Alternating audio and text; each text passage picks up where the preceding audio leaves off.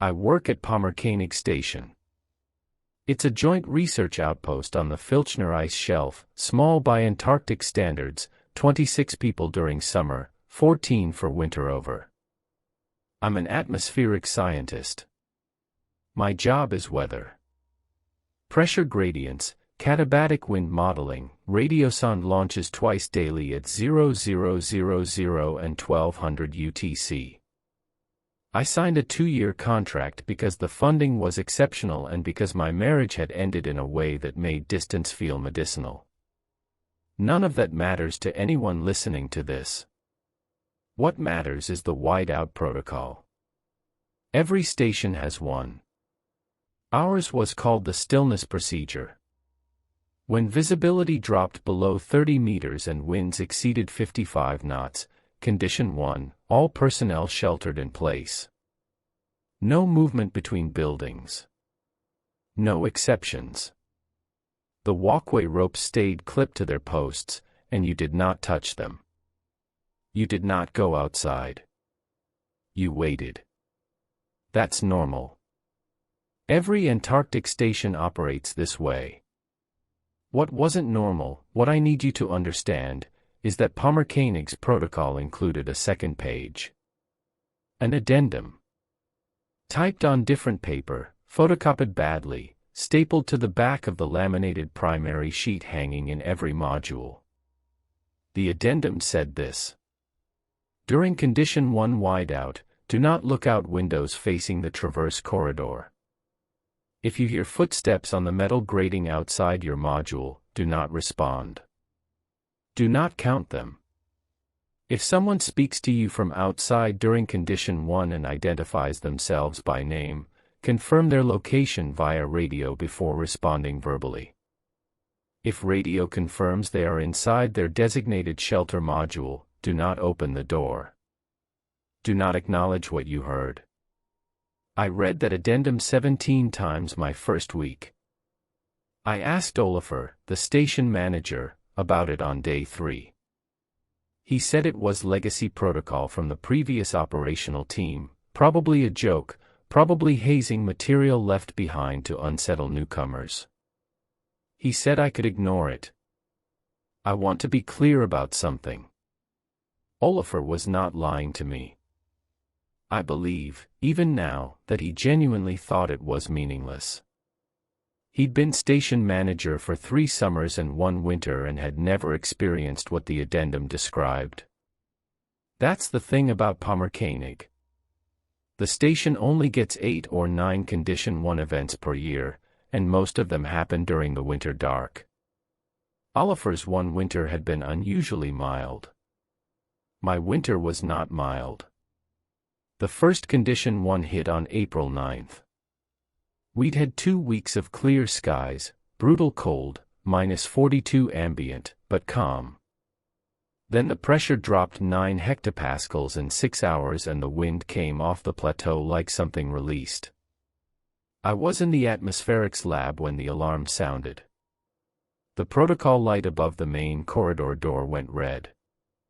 I sealed my module, checked in via radio, and confirmed all 14 personnel were accounted for. The storm lasted 31 hours. Nothing happened. Nothing unusual. I reviewed my instruments, slept in my chair, ate 2 MSREs, and waited. When the all-clear came, I walked the traverse corridor to the galley and everything was fine. Ice on the grating. Wind damage to 1 antenna mount. Normal. The second Condition 1 hit 9 days later. April 18th, faster onset this time, 20 minutes from Condition 2 to full whiteout. I was already in my lab module. Radio check confirmed everyone safe. Hour 4, I heard footsteps. If you're listening to this at night, alone, and these kinds of stories are what keep you company, you can subscribe to this channel. I don't tell this to people in my life. Not anymore. But here, in the dark, with strangers who choose to listen, it feels like the only honest place left. The footsteps were on the grating outside my module's east wall. Metal on metal. Rhythmic. The cadence of someone walking with purpose, not stumbling, not panicked. Measured steps. I counted 7 before I remembered the addendum. Do not count them. I stopped. I moved away from the wall. I sat in my chair with my hands flat on the desk and I did not look at the window. The steps continued past my module. They faded toward Module C, the medical unit. Then silence. I picked up the radio. Pommerkönig atmospherics to station manager. Oliver, you copy. Static. Then his voice, copy, Marin. What's up? Radio check. Can you confirm location of all personnel? A pause. Then, everyone's where they should be. Module assignments confirmed at storm onset. Why? Heard something on the grating outside my wall. East side. Another pause. Longer. Then, noted. Stay inside. Don't investigate. He didn't say it was the wind. He didn't say it was thermal expansion or ice shifting on metal. He just said stay inside. The storm cleared 6 hours later. I checked the grating the next morning. No ice pattern consistent with footfalls. No boot prints. No compression marks. The surface looked exactly as it should after 30-knot sustained wind, uniformly scoured. I started keeping a log. April 18, 22:41 UTC. Condition 1. 7 footsteps east grating, northbound. Duration, approximately 4 seconds. No vocal component. No radio anomaly. Grating inspection negative. I showed the log to Dr. Shin-Hai Park, our physician and the only other woman on the winter crew. She read it without expression, handed it back, and said, "Third event, it talks." I asked her what she meant. She said, "The first time, you hear it walk. The second time, you hear it stop. The third time, it uses a voice." I asked how she knew this. She said the previous winter's physician had left notes in the medical module, informal, not filed with the station records. Observational notes on crew psychology during Condition 1 events. Entries that described a progressive auditory phenomenon affecting different crew members in sequence. In sequence, I said. It goes through us one at a time, she said. Not everyone at once. One person per storm. Then the next person. Then the next. Goes through us doing what? She looked at me for a long time. Learning what we sound like. The third Condition 1 came May 2nd. Full dark by then, the sun had set for the season 3 weeks prior. The world outside was blackness and wind. I was in my module. Instruments recording. Pressure nominal for the event. 0147 UTC. Steps on the grating. East wall again. Same cadence. Same measured rhythm. They stopped directly outside my window. I did not look. Silence for 11 seconds, I counted despite myself, despite the rule, because my body was keeping time whether I wanted it to or not. Then a voice. Outside the wall. Clear despite the wind, impossibly clear, as if the storm parted around the words. Marin. Can you check the radioson data? I think the humidity sensor is reading wrong. It was Oliver's voice. Exactly his voice. His cadence, his slight Icelandic vowel compression, his habit of framing requests as observations. I picked up the radio. Atmospherics to station manager. 3 seconds. Copy, Marin. Olafur, where are you right now? Module A, command. Where I've been for 2 hours. What do you need? Stay there. Stay on radio. Marin, what's? I turned off the radio. I sat in the dark and I listened. The wind was 63 knots. The temperature was -51. Nobody was outside. Nobody could be outside. The voice spoke again. Marin. The sensor. Can you look at it? Same words. Same inflection. But slightly different timing, as if it was adjusting. Practicing. I did not respond. I sat perfectly still until the storm ended 14 hours later. I did not sleep. I did not eat. I did not look at the window. The next morning I found Shinhai in medical. I told her everything. She nodded and opened a drawer, not her medical files, a personal drawer, locked. Inside was a notebook. Handwritten. The previous winter physician's observations. The entry spanned June through September. Different crew members reported the same progression. Walk. Stop. Voice. But the notebook continued past the 3rd stage. 4th event, it responds to what you say. Holds conversation.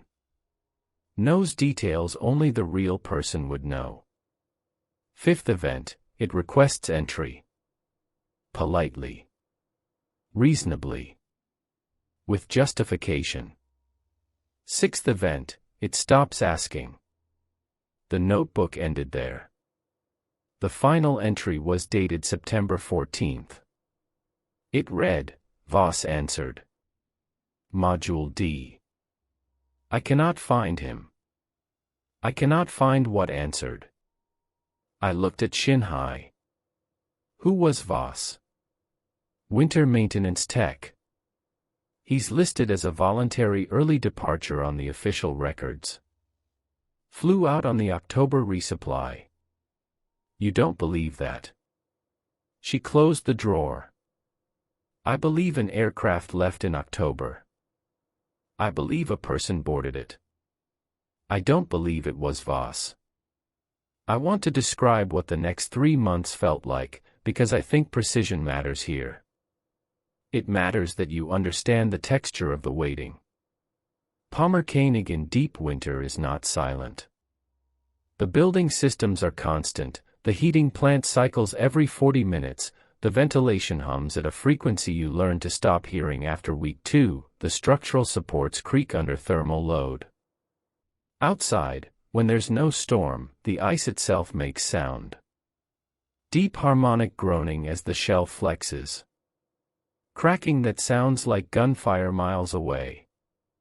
And the wind, even at condition 3, maintains a baseline whisper through every gap and seal in the architecture. You live inside a machine, and the machine lives on top of an organism, and the organism moves slowly enough that you can pretend it's terrain. I launched radiosondes at midnight and noon. I maintained my instruments. I ate meals with the crew in the galley during the 5 hours of twilight we got in May, and then in the total darkness of June and July, I adjusted to headlamp and corridor light and the blue glow of monitors. The crew was professional. 14 people, mostly men, mostly Scandinavian and German, 2 Americans including me, 1 Korean, Shinhai, 1 Brazilian, Costa, an Ice Corps tech. We played cards. We watched films. We exercised in the small gym module. Normal overwinter behavior. But I watched them. I watched for the sequence Shinhai described. May 19th, Condition 1. 18 hours. Costa told me afterward, quietly, in the galley when others had left, it walked past my window. June 3rd, Condition 1. 22 hours. Engel, one of the electricians, reported to Olafur that he'd heard someone standing outside his module for an extended period.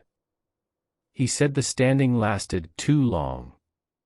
He couldn't quantify it. He just knew it was too long for a person to stand in that wind. June 14th, Condition 1. Costa came to me afterward, gray-faced. It spoke to me. It used Henrik's voice. Henrik was the other electrician, Costa's closest friend on station. What did it say? It asked me to open the door. It said Henrik was hurt. It said he'd fallen on the ice and needed help getting inside. What did you do? I called Henrik on radio. He was in Module E. He was fine. He was asleep. I wrote it all down. Every event. Every report. The crew began talking openly about it by late June, not with fear, exactly, but with a strained practicality. As if naming the thing made it a solvable problem. Olafur held a meeting on June 27th. All 14 personnel in the galley.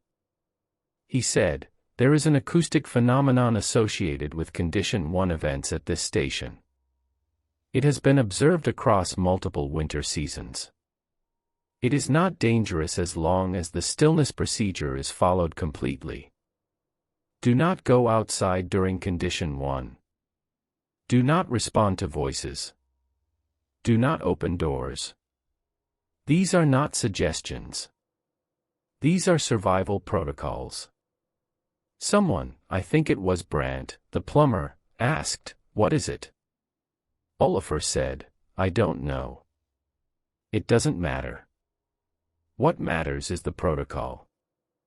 0300 UTC. June 27th. 14 people in a room. That's what I wrote in my log. Because I'd counted. I'd been counting since May. And on June 27th, in the galley, during that meeting, I counted 14 people including myself. Which was correct? Which was the right number? But when I counted the faces, when I tried to match each face to a name, I got 13. There was someone sitting at the far end of the table, in the dim section near the emergency exit, and I could not remember their name. I could not remember their role. They were wearing station-issue clothing. They were sitting correctly. They were facing Olafur and appearing to listen. I looked away. I looked back. 13 people. The chair was empty. I told no one. July brought the deep cold. -60. The Condition 1 events increased in frequency, 3 in 2 weeks. The pattern accelerated. July 8th, Condition 1. 36 hours. The longest yet. I was in my module. Instruments humming. The pressure trace on my screen was normal for the event, nothing anomalous in the meteorology. This was a natural storm. A real katabatic event driven by real thermodynamics. Whatever used the storms was not the storms themselves. 0400 UTC. Steps. East grading. The same cadence I now knew perfectly, the spacing between impacts, the weight distribution, the slight drag of the left foot that suggested height and mass. They stopped at my window. Marin. My voice. My own voice, speaking my name from outside the wall. Not Olafur's. Not anyone else's. Mine. My pitch. My American vowels. The slight rasp I get when I haven't spoken in hours. Marin, it's cold. Can you let me in? I sat in my chair. I've been outside too long. Please. I'm so cold. The voice was perfect. Not a recording, it responded to the silence I was creating. It was aware that I was listening. I know you can hear me. I know you're there. I've been watching you all winter, Marin. You watch everyone else but nobody watches you. I've been watching. I covered my ears. The voice came through my hands. You don't have to be alone. You chose this, you chose the ice, you chose the distance, you chose to leave everyone. But you don't have to be alone here. I'm outside. I'm exactly you. You can let me in. 3:47 a.m. Nothing moved. I did not open the door. The storm ended at 1600 UTC the following day. 12 hours of my own voice outside my wall, speaking to me in complete sentences, responding to my silence as if silence were its own language. It knew things. It knew about my marriage. It knew about the reason I'd signed a 2-year polar contract instead of a 1-year. It knew the specific quality of the loneliness that brought me here, not generic isolation, but the precise flavor of wanting to be unreachable. It offered to fix that. After that storm, I stopped sleeping well. Not insomnia exactly, I could fall asleep. But I'd wake at intervals that matched the footstep cadence. Every 4 seconds. All night. As if something was walking through my sleep. Shinhai noticed. She put me on a mild sedative. It helped for 2 nights. The 3rd night I woke at 0300 and my door was open. Not unlocked. Open. 6 inches. Cold air pouring through the gap. -40 ambient in the corridor, the connecting passage between modules wasn't heated to interior temperature. I hadn't opened it. I checked my hands, dry, warm, clearly not recently exposed to the metal handle. The lock mechanism showed no damage. My badge was on my desk where I'd left it. The door had been opened from outside. During condition 3. Clear weather. No storm. That broke something in my understanding. Because the protocol was specific to condition 1. The addendum addressed whiteout events. The implication, the structural assumption of our entire safety framework, was that the phenomenon only operated during storms. Only when visibility was 0. Only when the white erased the boundary between ground and sky and direction itself became meaningless. But my door was open on a clear night.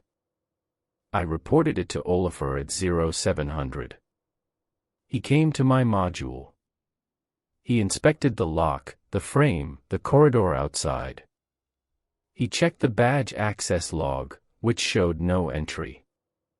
He checked the security camera in the corridor. Module B's camera had malfunctioned at 0247 UTC. 4 minutes of static. Then normal footage resumed showing my door closed. I'm going to increase the corridor checks, he said. Olafur. The camera failed at exactly the right time. I know. This wasn't during a storm. I know. He looked at me with an expression I hadn't seen on him before. Not fear. Something closer to apology. Marin, I need to tell you something. Last winter, the Voss incident. He didn't answer during a storm. He answered during clear weather. He went outside at night during condition 3. He said he heard something and went to check. You said you didn't know what the phenomenon was. I don't. But I know it's not limited to storms. The storms are when it's loud. When it practices. When it learns. But it's here all the time. Then what are the whiteout protocols actually for? He was quiet for a long time. They're not to keep it out, he said. They're to stop us from realizing it's already inside.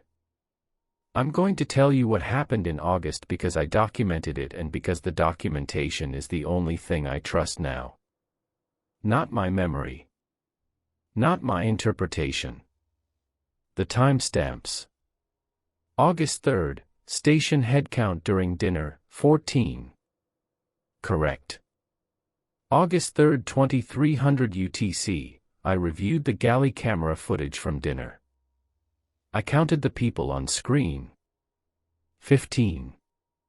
The additional person was seated in the same dim position I'd noticed on June 27th, station clothing. Appropriate posture. Facing the center of the group. I could not identify their face on camera, the resolution was poor at that distance, and the lighting angle created shadow across their features. I watched the footage 3 times. The 15th person ate. They moved their hands. They appeared to respond to conversation. No one at the table reacted to them with surprise or confusion. August 4th, I asked each crew member individually, in the course of normal interaction, who they'd sat next to at dinner the previous night. Every answer was consistent. Every person accounted for their neighbors. The total, mapped from their testimonies, was 14. No one mentioned a 15th. No one's account created a gap where a 15th would fit. But the camera showed 15. August 4th, 1400 UTC, I checked the camera footage again. The 15th person was gone from the recording. 14 people. The footage had changed. Or I had imagined it. Or something was editing the record. I stopped trusting the cameras after that. August 11th, condition 1. The 8th of the winter. 20-hour duration. I sealed my module. I placed tape across my door, not as security, just as evidence. If it opened, I'd know. The footsteps came at 0200. Same cadence. They stopped at my window. But this time, they didn't speak. They knocked. 3 knocks. Evenly spaced. Polite. The knock of a colleague stopping by your office. I did not respond. 3 more knocks. Silence. Then, and I need you to understand how this felt in real time, then the knock came from my interior wall. The wall that separated my module from the connecting corridor. The inside wall. Same 3 knocks. Same spacing. Same politeness. It was already inside the building. The tape on my door was unbroken. I checked. I stared at it until the storm ended. The tape remained intact. Nothing entered my room. But the knocks continued, from different walls, at irregular intervals, for 6 hours. Always 3. Always polite. Never from the same surface twice in a row. It was mapping my module from the outside. Testing which surfaces I reacted to. Learning the geometry of my fear. After August 11th, 3 things happened that I need to describe without editorializing because the facts alone are enough. First, Engel, the electrician, requested emergency evacuation. He went to Oliver and said he could no longer guarantee that the person sleeping in the bunk next to him was Henrik. He said Henrik's breathing pattern had changed. He said Henrik responded correctly to every question, behaved normally in every way, but that something in the space between his words had shifted, a gap that wasn't there before, as if each sentence required a fractional delay for construction. Oliver denied the evacuation request. No aircraft could reach us until October. Second, I found a second notebook in medical. Not the one Shinhai had shown me, a different one, older, hidden inside the wall panel behind the sink. This one wasn't from the previous winter. It was from 6 winters ago. Different handwriting. Different physician. It contained a single repeated observation across 40 pages. The number is wrong. I keep counting and the number is wrong. There are too many of us. I can't find the extra. I can't find which one isn't real. They all answer to their names. They all have memories. They all have badge access. But the number is wrong. Third, on August 19th, during clear weather, condition 3, at 1100 UTC, broad daylight by corridor lighting standards, full station activity, people moving between modules normally, I walked through the connecting passage from atmospherics to the galley. A distance of 40 meters. Metal grating underfoot. Fluorescent tubes above. Climate-controlled air. Midway through the corridor, I passed someone walking the other direction. Station clothing. Normal pace. We nodded to each other, the automatic social gesture of a small community. I reached the galley. I sat down. And then I realized I couldn't remember their face. Not that it was blurry or dark, I simply had no memory of their features. They had been a shape. A correct shape. Moving correctly. But featureless in my recall. I went back to the corridor. Empty. I checked the galley, 13 people. I radioed atmospherics, no one had entered my module. I counted the station. 14 people. All accounted for. But I had passed someone in the corridor. I had nodded to them. I had performed the social contract of acknowledgement with something that wore the shape of a person and moved with the rhythm of belonging. It hadn't needed a storm. It hadn't needed darkness. It hadn't needed me to open a door. It was already walking among us and had been for longer than I could calculate. September came. The light returned, twilight first, then brief sunrise, then longer days. The storms decreased. Only one condition, one event in September, September 7th, 16 hours. I sealed my module. No footsteps. No voice. No knocks. Silence. That was worse. Because by September, I understood. The storms weren't its environment. They were its classroom.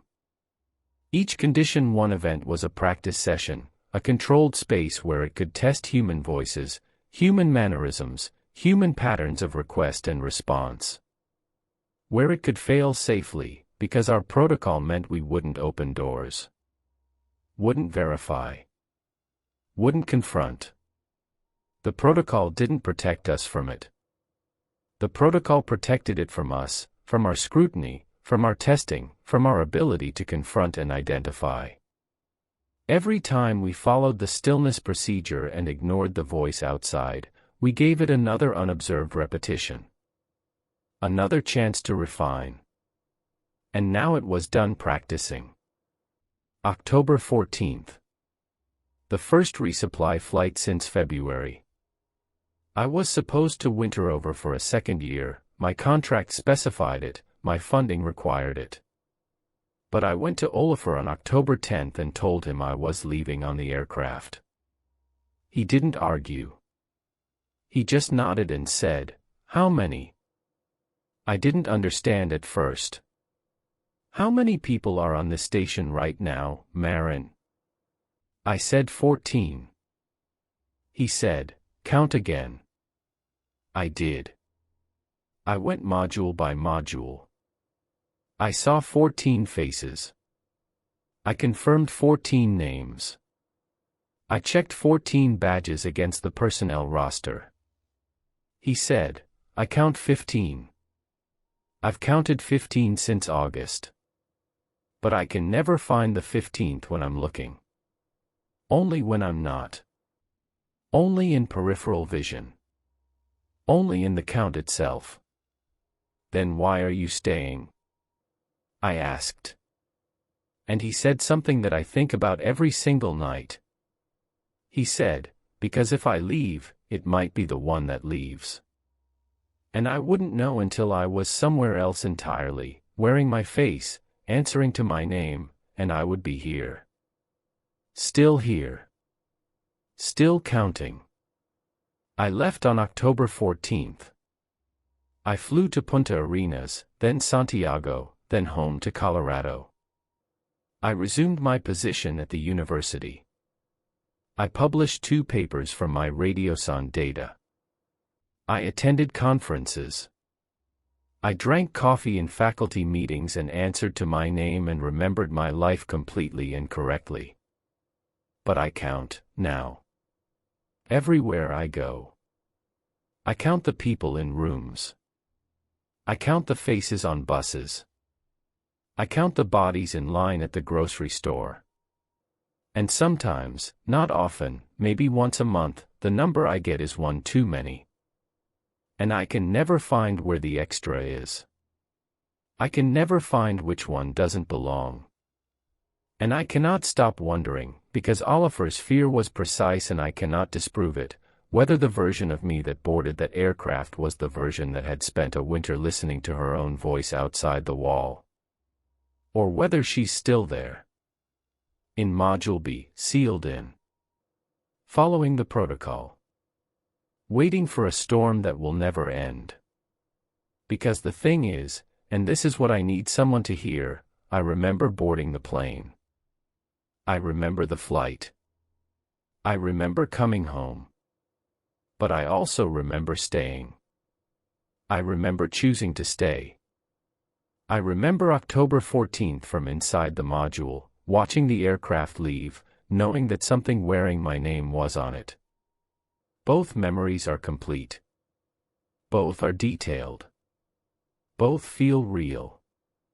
And I don't know which one is the recording that something learned to play back perfectly. I check the mirror now. Every morning. Not for anything visible, there's nothing wrong with my face, my body, my mannerisms. I check for the delay. That fractional gap between question and answer that Engel described. That microsecond of construction before each sentence. I time my own responses. I measure the space between hearing and speaking. I try to catch myself being built in real time. I haven't found anything. But I'm not sure the thing that's looking would recognize what it's looking for. November. December. January. I kept working. I kept living. The memories of Palmer Koenig became something I could hold at a distance, not forgotten, but managed. Archived. I told myself it was winter psychology. Isolation effects. The Antarctic stare. A well-documented syndrome of perception distortion under prolonged darkness and confinement. Then, in February, I received an email from the Palmer Koenig winter team. The new crew, fresh personnel, new contracts, new physician, new station manager. A routine communication about my Radioson data formatting. I opened the crew roster attached to the email. Standard Antarctic program practice, the full list of winter-over personnel with roles and module assignments. 15 names. I counted again. 15. One more than the station's maximum capacity. One more than the beds, the emergency oxygen allocations, the food rationing calculations allowed. I searched for the extra. I read each name, each role, each module assignment. They were all correct. They were all real names linked to real institutions. They all had publication histories and university affiliations I could verify. But there were 15. I emailed the station. I asked, carefully, whether the roster was accurate. I received a reply within hours. All 15 personnel confirmed and accounted for. Winter over proceeding normally.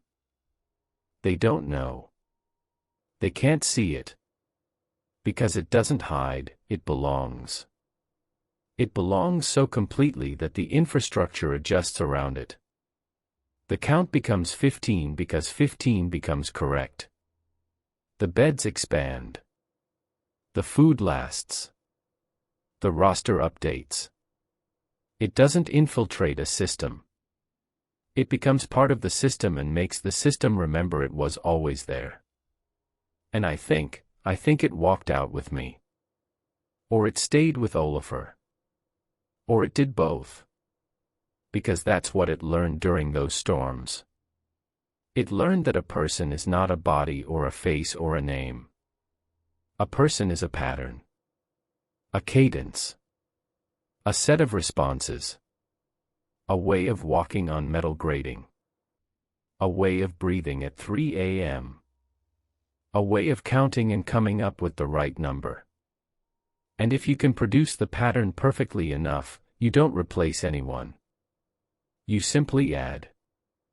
You become the 15th in a group of 14, and the group remembers you being there all along. I count the people in this room right now. In this office. In this building. I count and I get the right number, and I cannot tell you whether the right number is real or whether it's been made right. I can't stop counting. I will never stop counting.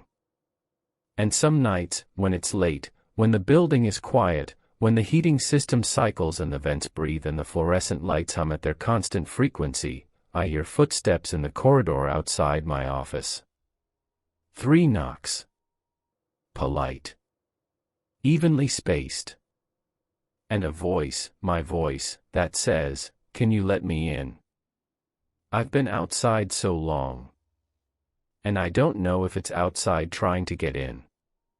Or inside, trying to get me to open the door so I can see that there's nothing there. So I can relax. So I can stop counting. So I can finally let the number be wrong and not notice. The count is right. The count is always right. I just don't know who's doing the counting." That was March. That was when I thought it was over, when I thought the question was purely philosophical. An unresolvable residue of a bad winter. Something I'd carry like a scar that only itches in certain weather. Then April came, and I found the photograph. I was cleaning my office at the university, end of spring semester, archiving course materials, clearing out the accumulation of a year's worth of papers and printouts and forgotten coffee mugs.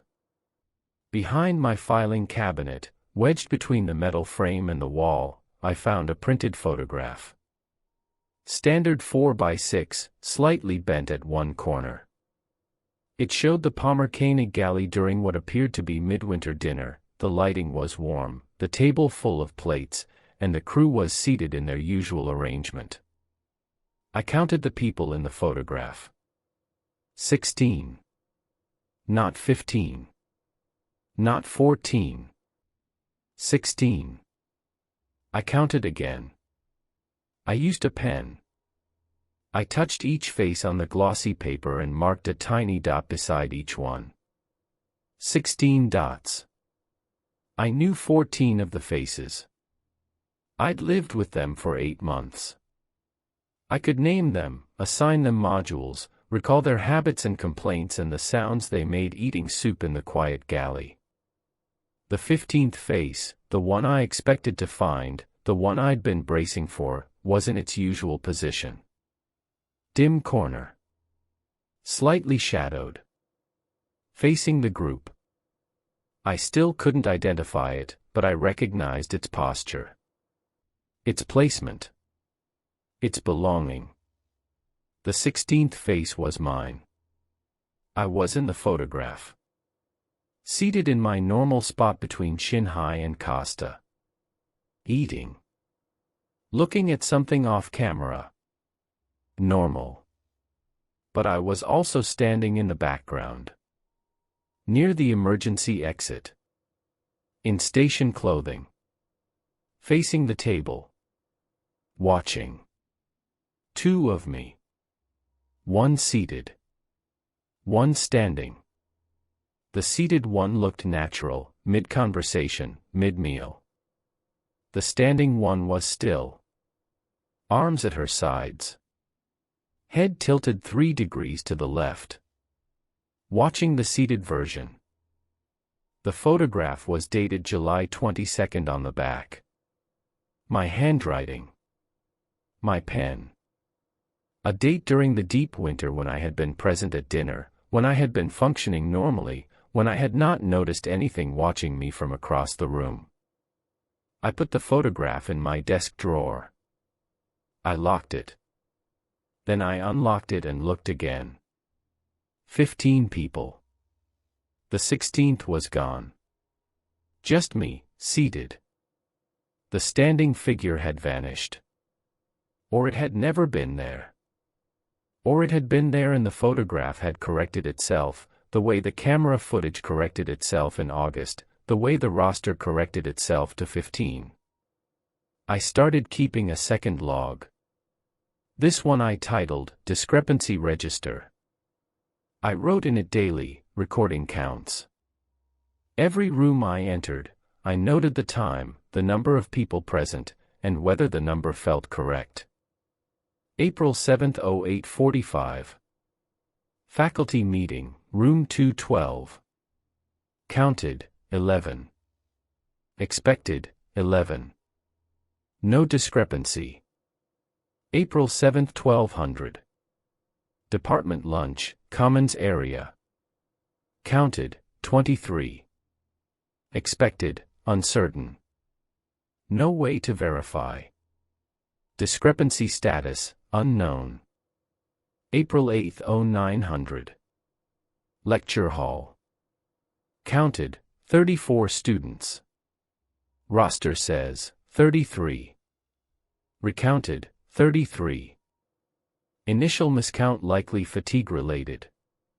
April 8. 0900.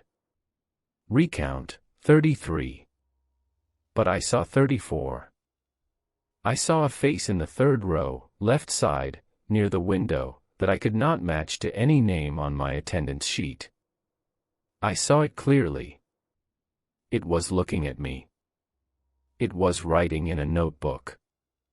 It was performing studenthood exactly.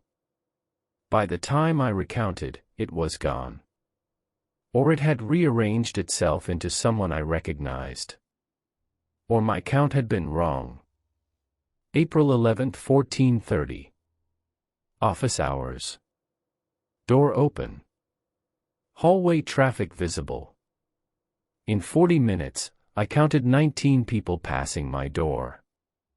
The department has 16 faculty and 8 graduate students on this floor.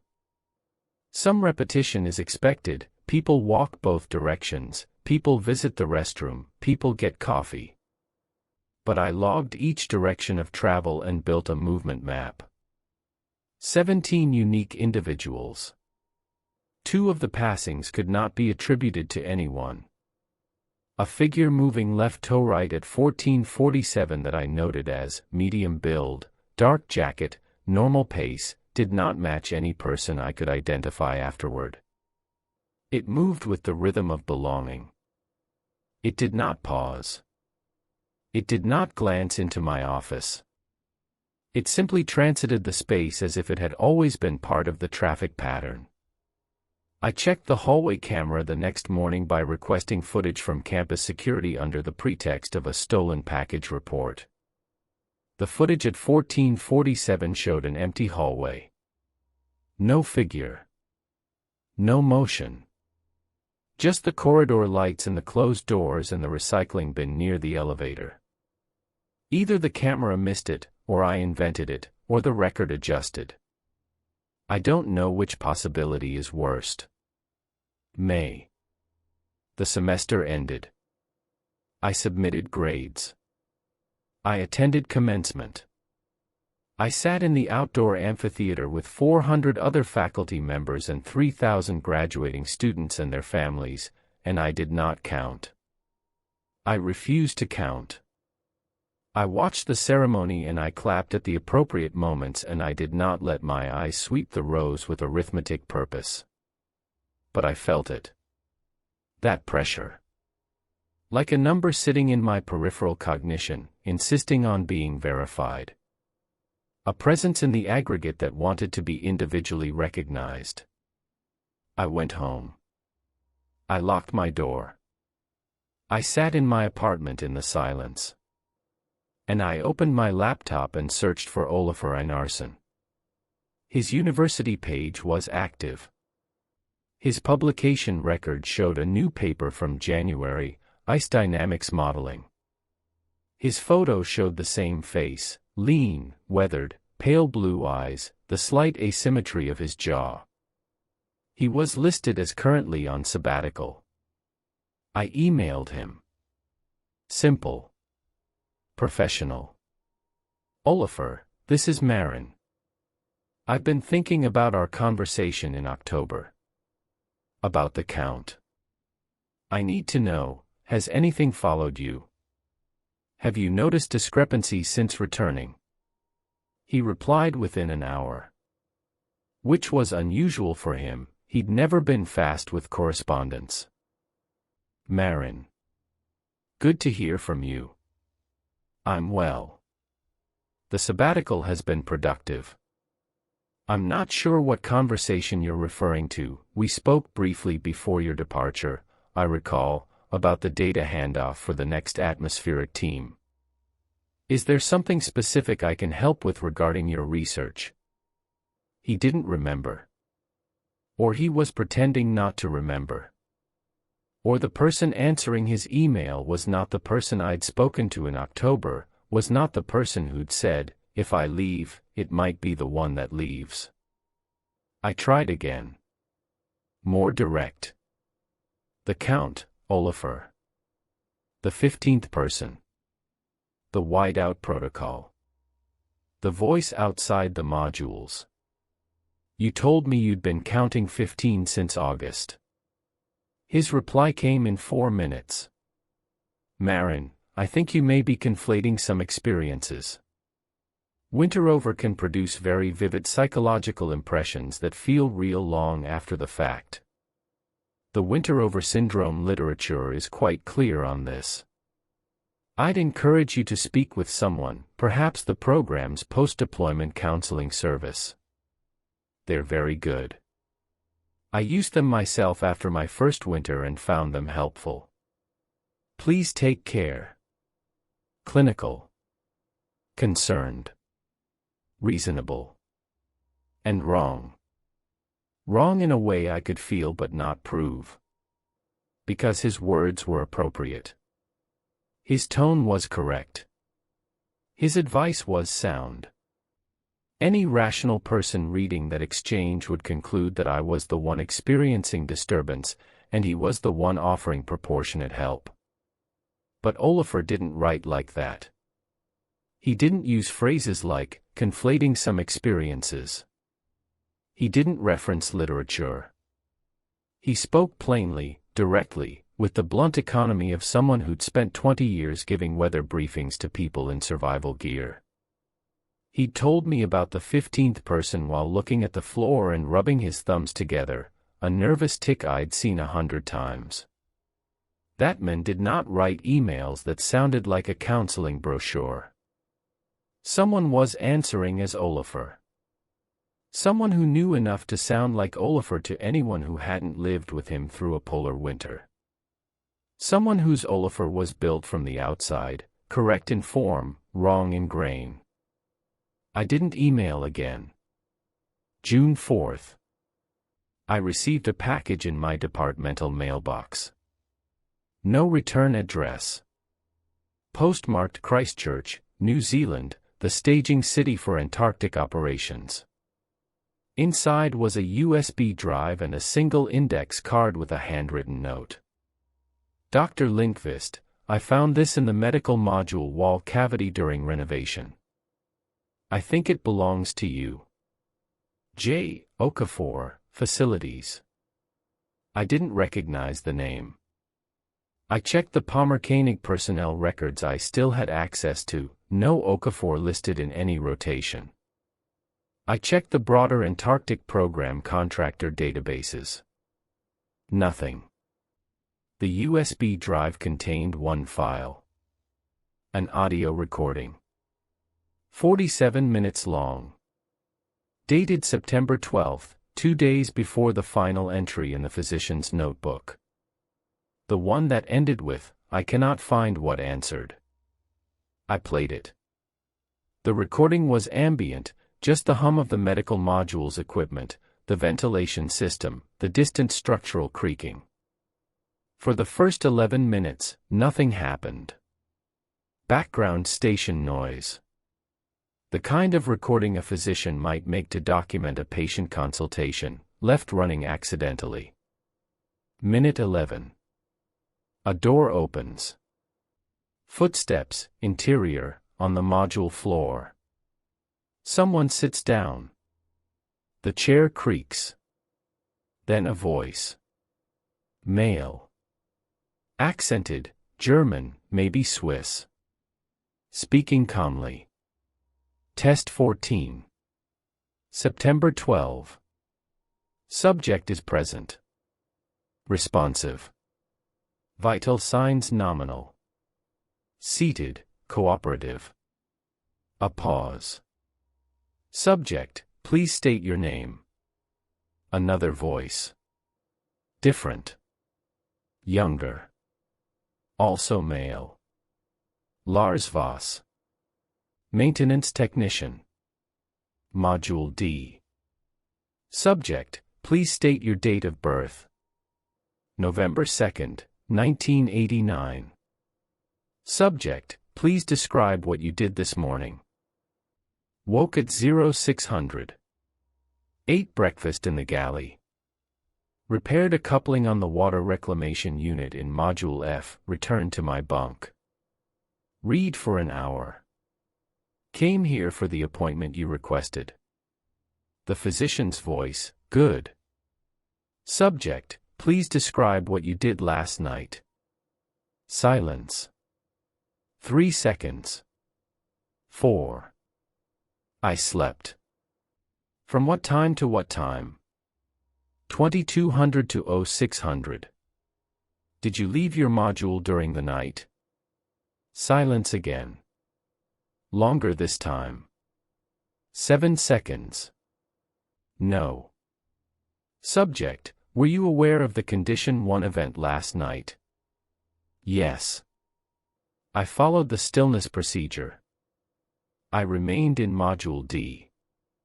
Subject, I have a badge access log showing your badge activated the Module B exterior door at 0147 UTC. During Condition 1. The door opened for 4 seconds and then closed. Silence. 10 seconds. That's incorrect. I was in my bunk. The log is automated. It doesn't make errors. Then someone used my badge. Your badge was in your pocket this morning. You showed it to me when you arrived. Silence.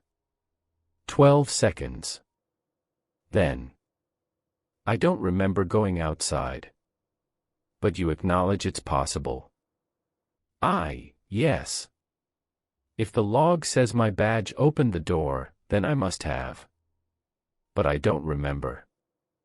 What's the last thing you remember before sleep? Reading. My book. I was on page 244. What page were you on this morning? Silence. I don't remember. It was page 312. You read 68 pages you don't remember reading. During a period you say you were asleep. During a Condition 1 event in which your badge opened an exterior door. Nothing. The physician's voice, quieter now. Lars. What were you doing outside? I don't know. Were you alone? Silence. Then, and this is the part that made me stop the recording and walk to my kitchen and stand with my hands on the counter for 5 minutes before returning, then Voss's voice changed. Not dramatically. Not supernaturally. It just shifted register. A half-tone lower.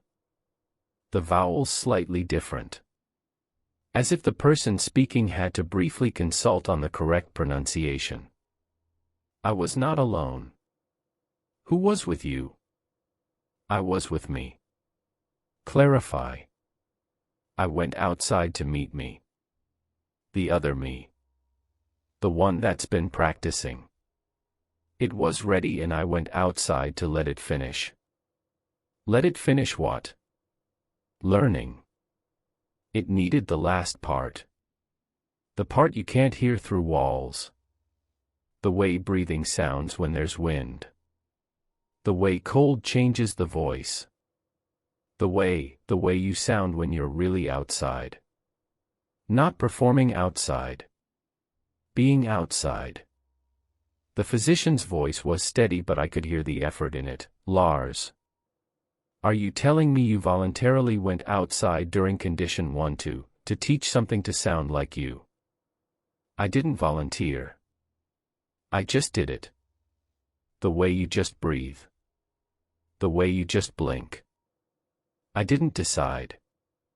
I just went. And now? Right now. Are you Lars? Silence. I have his memories. That's not what I asked. I know. But that's the only answer that's true. I have his memories. I'm sitting in his chair. I answer to his name. I feel like Lars. I think like Lars. But you're asking whether I am Lars, and I don't think that question has a yes or no answer anymore. Since when? Since last night. Since the door. Since I went outside and came back in and there wasn't a difference anymore. Between the one that left and the one that returned. We were both the same. The recording continued for another 19 minutes, but it was just the physician asking increasingly specific biographical questions, childhood memories, sensory details, emotional recollections, and Voss answering all of them correctly, fluidly, without hesitation. Every answer verifiable. Every answer human. The physician's final words on the recording, I don't know what to do with this. Then the audio ends. I sat with this for a week. I played the recording 4 times. I analyzed the vocal frequencies in my atmospheric acoustic software, equipment designed for radiosonde signal processing, but applicable to any waveform analysis. The 2 voices, Voss before the shift and Voss after, were spectrographically identical. Same formant frequencies. Same harmonic structure. Same breath patterns. If there was a seam where one speaker ended and another began, my instruments could not locate it. Which meant either Voss was telling the truth, that he and the phenomenon had merged into something that genuinely couldn't distinguish origin from copy, or my equipment was insufficient. Or the recording itself had been altered.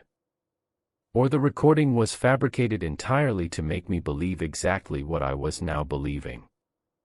I couldn't tell.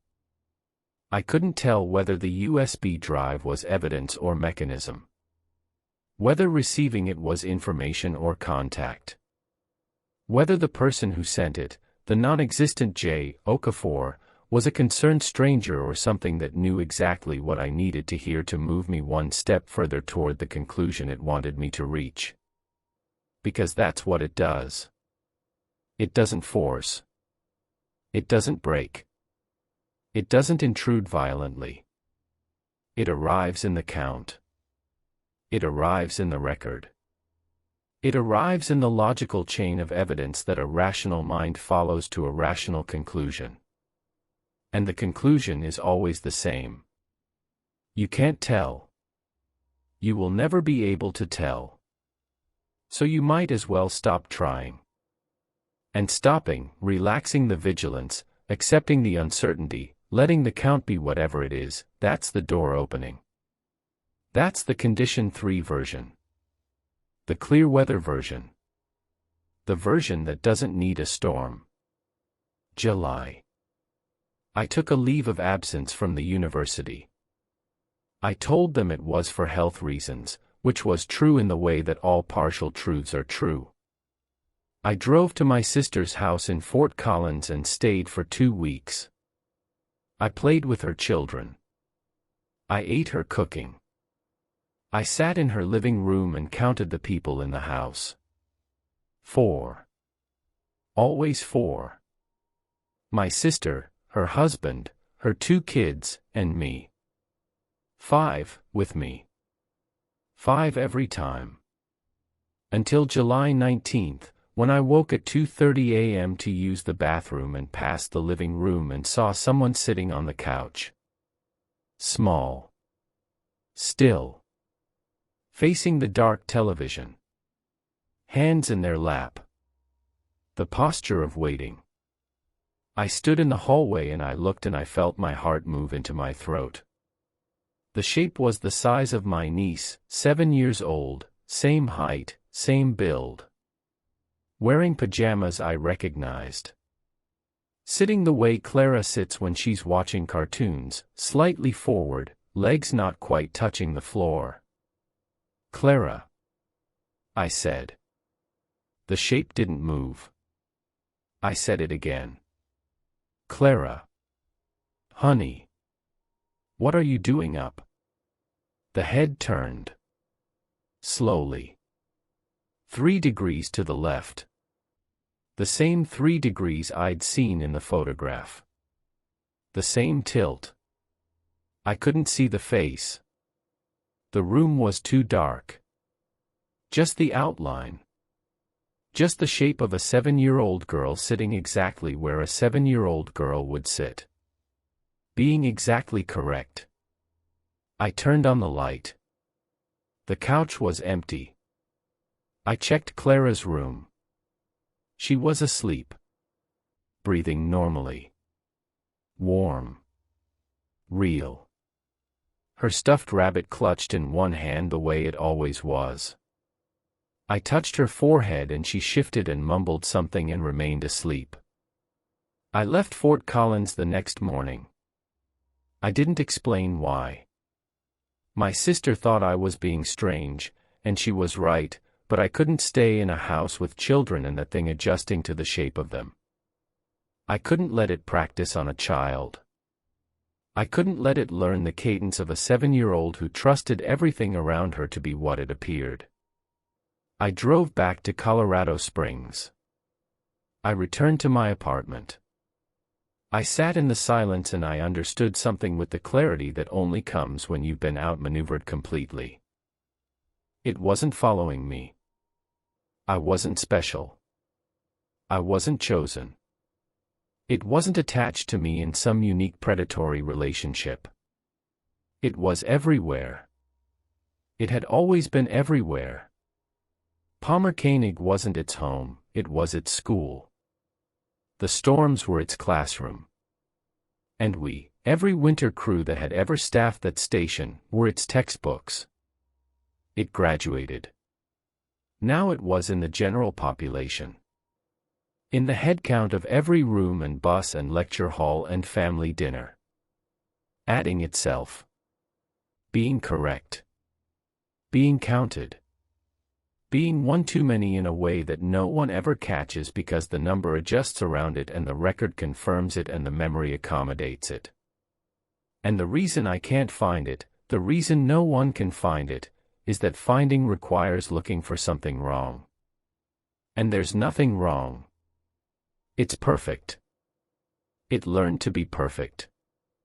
It practiced in the whiteout where no one could watch, and it practiced against walls where no one could correct it, and it practiced voices until the spectrograph couldn't find the seam. It's not an infiltrator. It's not a predator.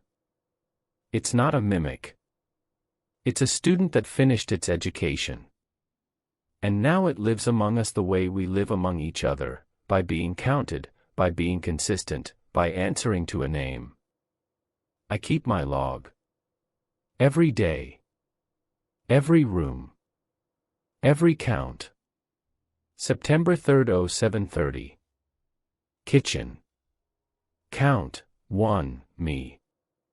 Expected, 1, confirmed. September 3rd, 1100. Grocery store. Count, approximately 40. Expected, irrelevant. Cannot verify. Cannot baseline. September 3rd, 1900. Apartment. Count, 1, me. Expected, 1, confirmed. September 4th, 0300. Apartment. Woke from sleep. Count, 1, expected, 1. But I heard breathing. Not mine. From the hallway. The steady measured breath of someone standing still. Count, 1, expected, 1, confirmed. I didn't get up. I didn't look. I lay in the dark and I listened to the breathing and I told myself it was the ventilation system. The heating cycling. The building settling. The sound of an old apartment complex being an old apartment complex. And it was. It was all of those things. Those sounds are real and normal and explicable. But they're also what something would sound like if it was standing in your hallway being perfect. If it had learned that the sounds a building makes at 3 a.m. are the sounds that people ignore. The sounds that mean safe. The sounds that mean alone. I can't distinguish anymore between the building breathing and something breathing like a building.